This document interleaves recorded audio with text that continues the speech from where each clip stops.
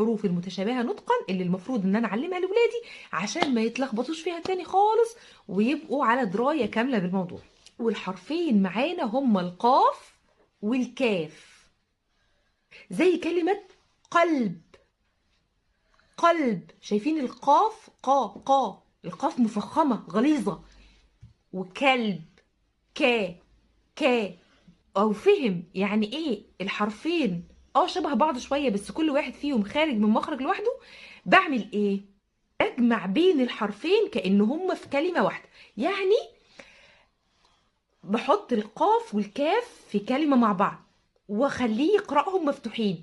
قا كا قا كا. الاتنين شايفين قا مختلفه تماما عن كا، فبالتالي هو يعرف يفرق لو قابلته اي كلمه بالشكل ده، يعرف هي قاف ولا كاف. تاني حرفين معانا حرف الزاي وحرف